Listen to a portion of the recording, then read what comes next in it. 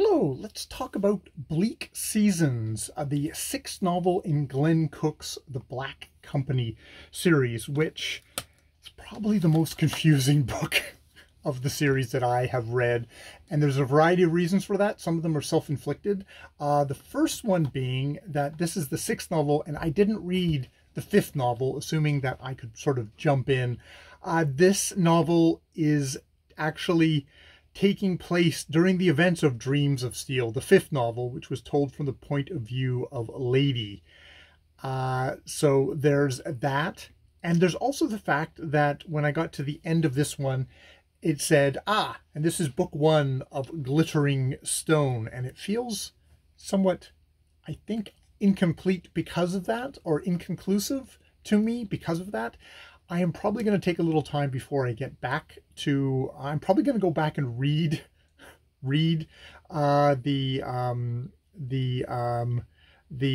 Dreams of, I'm going to go back and read the Dreams of Steel, and then I'll go forward and read the next novel in the series.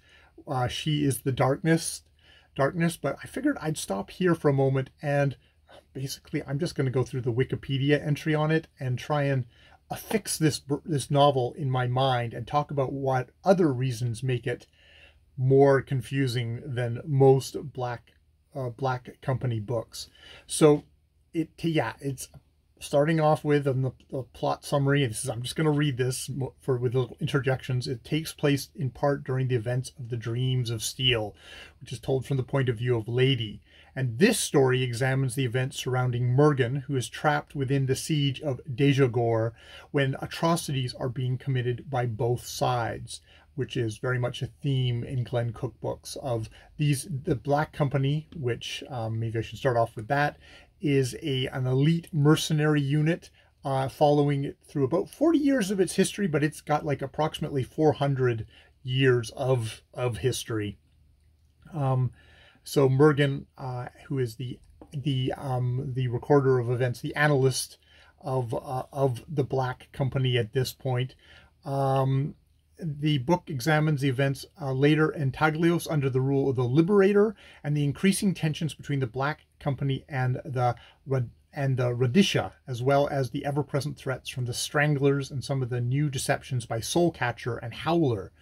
Bleak Seasons is unique among the Black Company series for the unusual narrative device of Mergen being totally unfixed in time and uncertain when he will experience another seizure and move between the distant past, recent past, and vaguely comprehended present.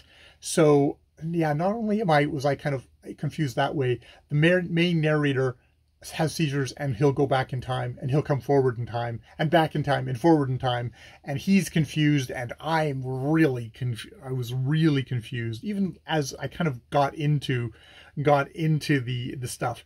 The narrative device is followed through 3/4 of the novel until we come to understand the traumas that have led Mergen to this point, while the enchantment that has made it possible remains unclear, which is like, yeah, why is he doing this? The tone is introspective, haunted, and mysterious. The novel introduces several key elements and characters to the series, including visions of frozen caverns, Sahara, Uncle Doge, Mother Gotha, One Eye's Black Spear, and the manipulation of the comatose wizard Smoke.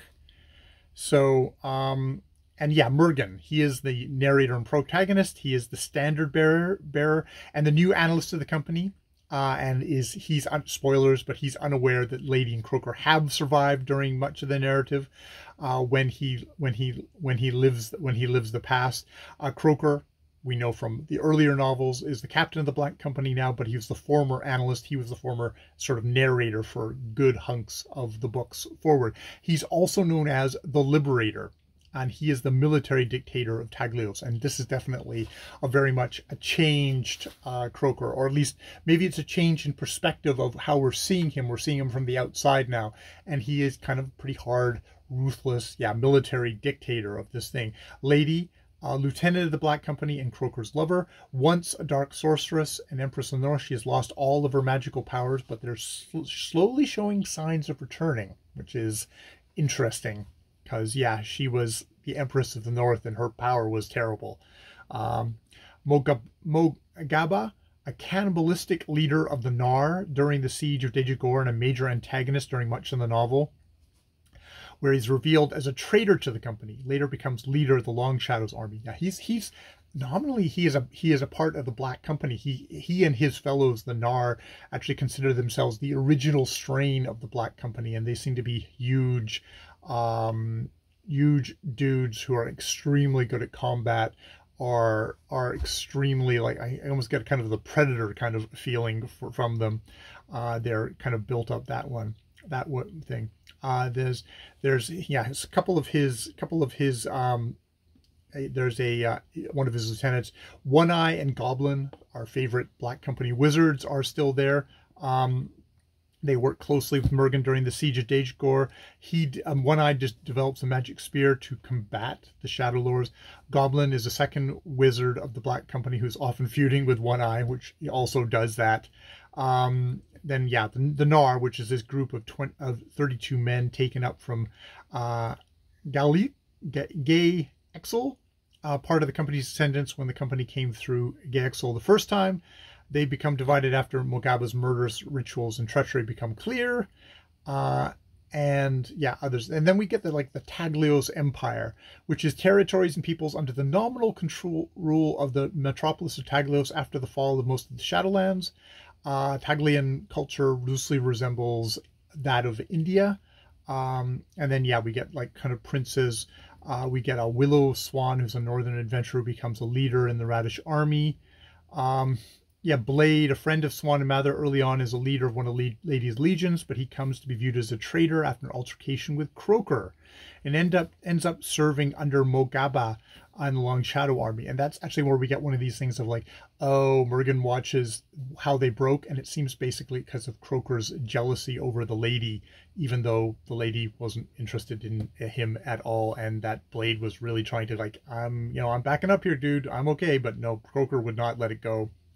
There's Smoke, who is this wizard, a native wizard of Taglios, who is comatose, and he can get used to be a device to travel to distant places and times, which is, there seems to be kind of two ways that Mergen travels or has different narrative threads. One of them is through Smoke, and the other one is through seizures, which he's not actually in control of, but Smoke he can actually use to theoretically kind of go and to check things out, to stuff like that. There's a bunch of sects. There's the Nguyen Bao, are mysterious people living in the swamps west of Taglios, several of whom have become trapped inside Dejagor with the Black Company while they're on a pilgrimage. As Mogaba's reign of terror unfolds, they form an alliance with Mergen's faction of the company. And I really almost get kind of like that we're in a different part of the world. Like if there's India, this is sort of like Laos or some Vietnam, somewhere in there that these people seem to get going. And so there's Kai Sahara, who is an extremely beautiful woman who becomes romantically involved with Mergen. Spoilers, because I'm doing all spoilers in this. She actually falls in love with him and they get married, and this kind of has that kind of beautiful native woman thing to it. He has a very much a connection to her, but it definitely has that kind of bride of war kind of feel to it, with a foreign soldier kind of idea. And then there's like Kai Gata, Mother Gota, the troll, mother of Tai Di and Sahara, ugly and bad-tempered. Tai Di assigns himself as a bodyguard to Mergen after Mergen saves his life during the siege. So that's kind of another one of those tropes of I owe you, we have a life debt or something like that. Uncle Doj, a master of Path of the Sword, which is both a spiritual expression and a martial art. His sword is the Ash Wand. There's Hong Trey.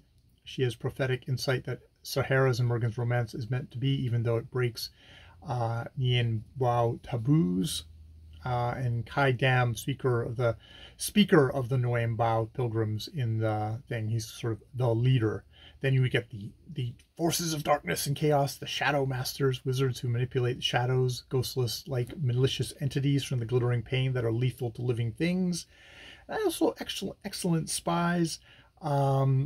the Shadow Masters overran the territories between the Glittering Plain in the ultimate south of this world and the tropical metropolis of Taglios. As the novel opens, the Shadow Masters are trapped a group of Black Company inside Dejagor. There are 2 remaining Shadow Masters at this point: Long Shadow, Wizard, and Shadow Master, based at distant forests of Overlook near mysterious Shadowgate of the Glittering Plain, and 2 Shadow Spinner, Shadow Masters whose forces have surrounded Dejagor during the early parts of the novel. And these guys, we don't see them as much.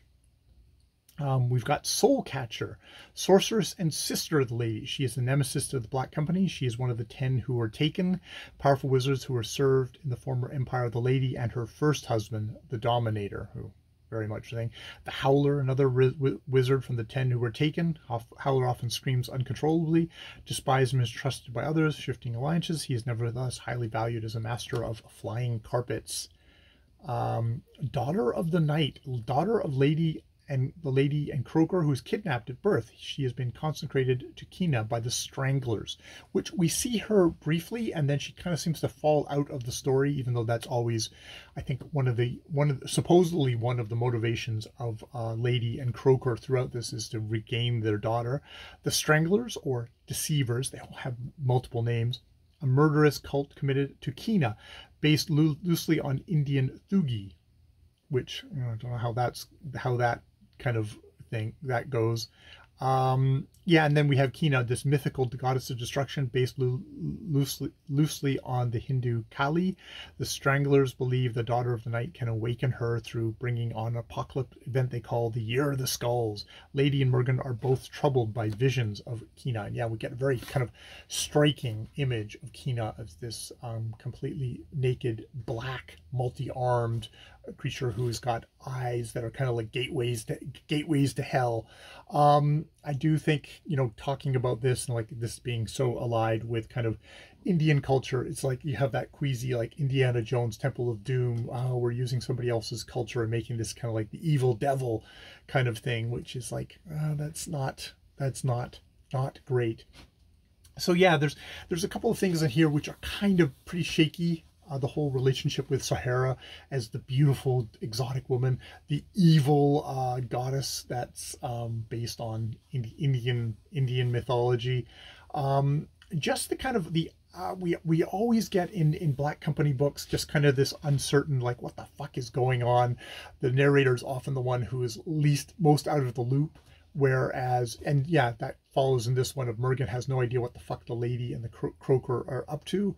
I have a feeling, reading the first book from Lady's point of view, and then reading the next one, which is the kind of continuation of the story, might be how I'm gonna learn all this stuff. It was good just kind of going through the description of this to kind of get things a little bit more straight in my head. I should actually probably make a point of looking at the Wikipedia thing before I read the next 2 books, just to kind of get it a little bit kind of a brief kind of outline, because I mean it's all in the telling. It's all very kind of I love Glenn Cook because his telling is just it's dark and it's murky and it's confusing, but in a kind of awesome kind of fantasy kind of color book. With weary mercenary soldiers who, like, they're not at the top of the food chain. Like, even Croaker, it's just not at the top of the food chain. They're just trying to kind of work things out, and it's mucky, but it's also not. I appreciate this dark fantasy series more after having read Jonathan French's the first book in his series, the Grey Bastards, because it's masculine. It is like, it's a masculine force for the most part, but in much less of a toxic male sort of way. It's like, yes, they're dudes, and yeah, we have the unfortunate kind of Sahara as kind of a romanticized thing, but you can see that there's actual female characters who have uses other than being prostitutes or mothers or stuff like that in the book. You've got Lady, you've got Soul Catcher. Yeah. So those are sort of my thoughts, also just sort of me trying to get things straight on Blck Seasons, because I have to confess, pretty lost through a lot of the book, even as I was enjoying myself getting into this kind of dark, murky world. It's comfort reading for me still, regardless of that. So once I get through a bit more of my kind of history book, I might probably come back and yeah, I will read the Dreams of Steel and then go forward and see if that helps me with this. But I figured I'd record this video and then I can listen to it after I finish Dreams of Steel and then go into She is the Darkness, hopefully with something clear in my head of what the hell's going on. All right, I've been Jay. More videos later.